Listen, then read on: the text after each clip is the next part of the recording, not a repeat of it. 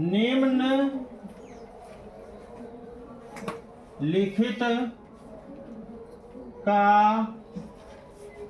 निम्नलिखित को अभाज्य गुणनखंड के रूप में लिखें। चलिए ध्यान दीजिए ना, यहाँ हम बता रहे हैं ना, अभाज्य संख्या होगा 2 होगा, 3 होगा, ऐसे लिखते हैं 2 3 5 7 11 13 17 19 23 और 29।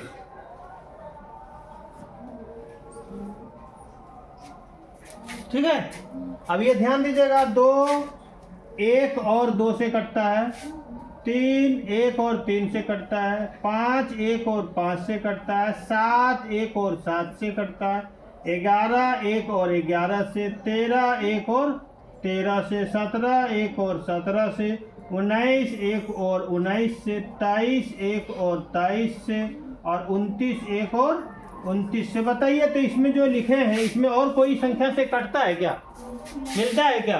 तो जिसका मात्र 2 गो रहेगा उसको हम क्या बोलेंगे, अभाज्य संख्या। और अगर कोई, जैसे हम ले लेते हैं 4, तो दिमाग लगाइए, तो थोड़ा सोचना होगा ना, पढ़ाई करेंगे थोड़ा सोचना होगा कि 4 देखिए 1 से कटता है ये, और कौन चीज से कटता है, 2 से कटता है, 4 से कटता है, इसमें क्या गो निकला, 3 गो। जिसमें 3 या 3 से अधिक निकलेगा वो क्या होगा, भाज्य संख्या होगी। क्या होगी, भाज्य संख्या। तो यहाँ क्वेश्चन है, निम्नलिखित को अभाज्य गुणनखंड के रूप में लिखे। अभाज्य गुणनखंड के रूप में कैसे लिखेंगे, जैसे 4 है, 6 है, 12 है, 15 है, 18 है, 36 है, 42 है, 44 है, 50 है, ये सभी को अभाज्य गुणनखंड के रूप में लिखना है।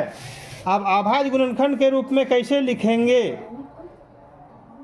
अभाज्य गुणनखंड के रूप में कैसे लिखेंगे, तो सबसे पहले कितना है, सबसे पहले 4, ये 4 लिखिएगा। जिस तरह लघुत्तम बनाते हैं ना उस तरह से कटाना है। कौन संख्या से कटाना है, याद रखिएगा, इसको सिर्फ और सिर्फ अभाज्य संख्या से कटाना है। जो अभाज्य संख्या है ना, ये अभाज्य संख्या से ही कटाना है, इसके अलावा दूसरा कोई संख्या से नहीं कटाना है। तो 1 से तो नहीं कटाना होगा, 1 के बाद क्या आया, 2 से कटेगा, कटाइए 2 बार में, जब तक कट रहा है तब तक कटाइए, नहीं कटेगा तो बंद कर देना है। तो देखिए लास्ट में 1 आ गया, छोड़ देंगे। अब इसका अभाज्य गुणनखंड क्या निकलेगा, 1 गुनी 2 गुनी 2। 6 में 7 में ये पढ़े, 6 में 7 में ये पढ़े, ठीक है। उसके बाद 6 का क्या होगा, देखिए 6 2 से कटेगा, 3 बचा, अब 2 से कटेगा नहीं कटेगा, कितना से कटेगा, 3 से। क्या होगा, 1 गुनी 2 गुनी 3। उसके बाद कितना है, 12 है, 12 कितना से कटेगा, 2 से 6 बार में, 2 से 3 बार में, 3 से 1 बार में, 1 गुनी 2 गुनी 2 गुनी 3। एक जरा दिमाग में लोड करना है जब भी लिखना है छोटा से बड़ा लिखते जाना है, ठीक है। अब यहाँ जैसे तैसे कटा कोई दिक्कत नहीं है, लेकिन जब भी लिखना है छोटा से बड़ा के रूप में लिखना है, ठीक है। समझ में आ रही है कि नहीं?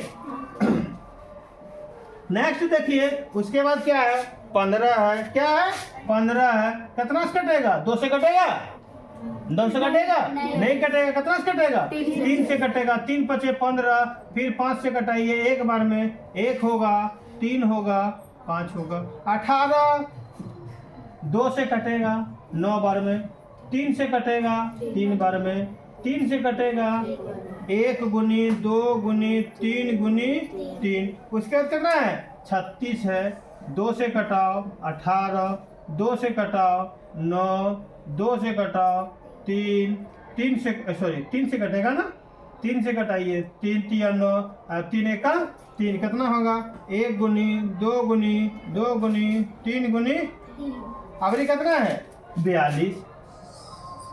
2 से 21 बार में 42, 3 से 7 बार में 21, 7 से 1 कितना होगा? 1 2 3 7 है ना। उसके बाद कितना है? 44 मिटाना होगा ना। देखिए ये 6 7 में हम बताए हैं। जो मेरे पास पुराना आदमी है वो बोलेगा कि हाँ ऐसा बताए हैं, ठीक है ना। आप 44 44 लीजिए, कितना से कटेगा?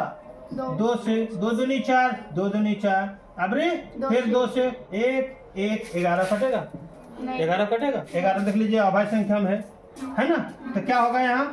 11 से कटा दीजिए, 11 1 11 क्या होगा? 1 गुनी 2 गुनी 2 गुनी 11 होगा नहीं। अब कितना है? 50 50 कितना से कटेगा? के बार में? फिर 2 कितना? 5 से 5 5 25 5 कितना हुआ? 1 गुनी 2 गुनी 5 गुनी 5। अब एक सवाल है, क्या हम सही बना रहे हैं? क्या हम सही बना रहे हैं? इसके लिए आप अपने से जांच कर सकते हो थर्मामीटर लगा के। कैसे? 2 दूनी 4 एका 4, देखो मिल गया। अब सवाल है, इस गुणनखंड में एक भी भाज्य संख्या नहीं रहना चाहिए, एक भी भाज्य संख्या नहीं रहना चाहिए। देखिए इसमें भी भाज्य नहीं है, इसमें भी नहीं है, इसमें भी नहीं है, इसमें भी नहीं है, एको को भाज्य है। और एको ठो अगर भाज्य लिख दिया क्या हो जाएगा? गलत हो जाएगा। इसलिए एक भी भाज्य संख्या नहीं होना चाहिए। अब इसको चेक करो, 3 दूनी 6 एका मिल रहा है, 3 दूनी 6 दूनी मिल रहा है, 5 तिया 15 एका 15 मिल रहा है, 3 तिया 9 दूनी मिल रहा है। देखिए सब मिलेगा, समझ में। तो ये क्या निकला? अभाज्य गुणनखंड के रूप में हम लिखने सीख गए। समझ में आई बात है? चलिए जल्दी लिख लीजिए।